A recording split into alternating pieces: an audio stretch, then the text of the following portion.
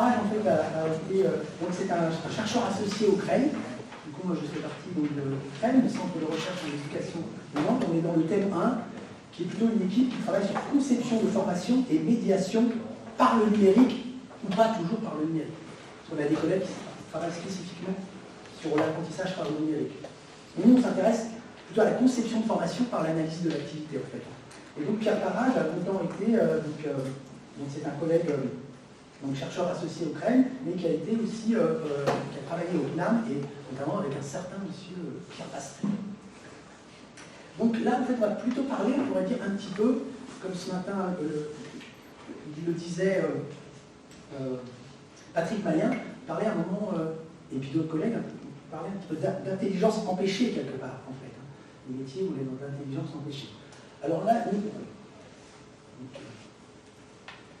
effectivement, un des paradoxes, nous dit Pierre Pastré, là on est plutôt dans la conclusion de son ouvrage de 2011, le paradoxe du développement est que pour se concrétiser, il a besoin de la reconnaissance d'autrui, de la reconnaissance d'un manager par exemple, d'un enseignant peut-être pour un élève, ou d'un formateur pour un apprenant professionnel. Donc, donc ce qui nous intéressait, c'était pouvoir redonner entre guillemets de la dignité aux travailleurs, ce qui suppose de reconnaître justement l'intelligence qu'ils déploient dans ces situations de travail.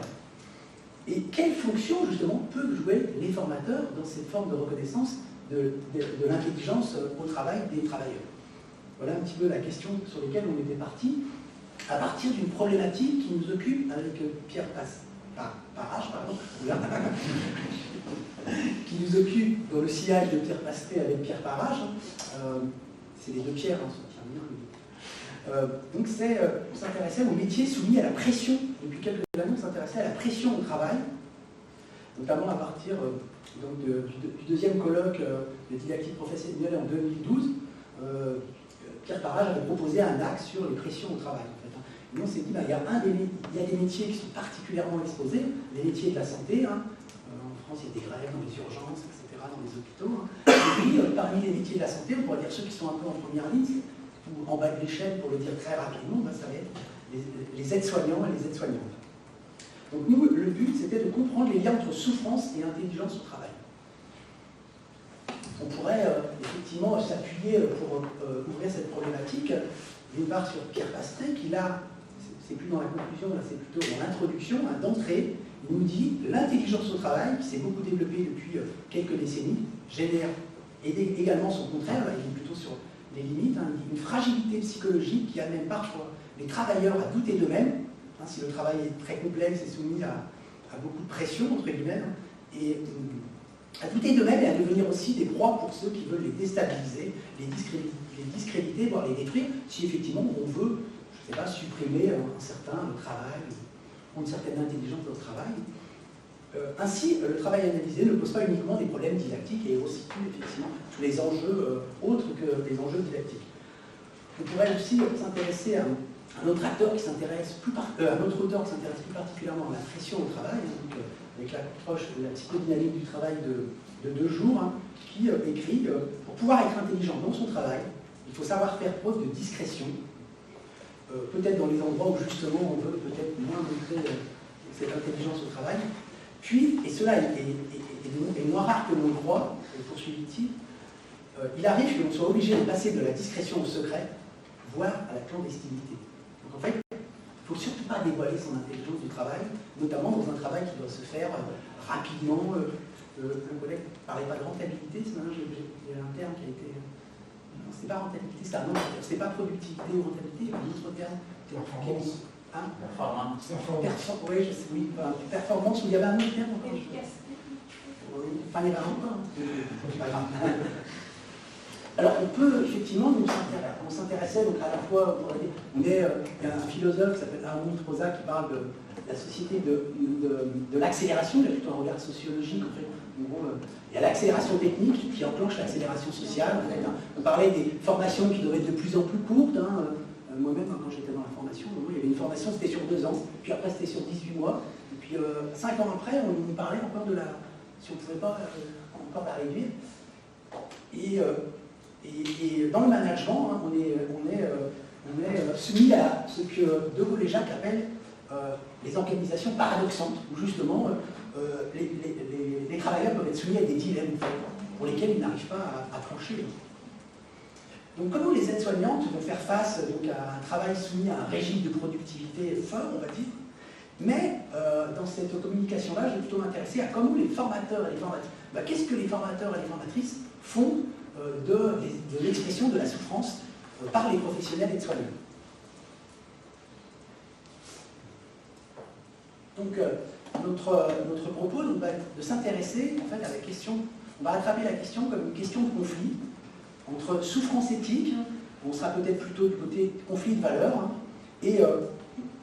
et conceptualisation dans l'action, où bien évidemment, parfois dans beaucoup de travail, on a justement à prendre des décisions, hein, et parfois ça va être en fonction des conflits de but, entre guillemets, hein, on va peut-être justement changer de reconfigurer son propre but. Donc dans quelle mesure le conflit de valeurs influence-t-il sur le conflit de but et réciproquement? Donc, pour s'intéresser aux questions éthique hein, et de responsabilité, nous avions pris comme catégorisation, la catégorisation qui est proposée par Jaeger, qui propose 3 types de responsabilité, 3 niveaux de responsabilité. Une responsabilité institutionnelle, en référence à la loi, à la règle, garantissant les espaces de responsabilisation de chacun des acteurs.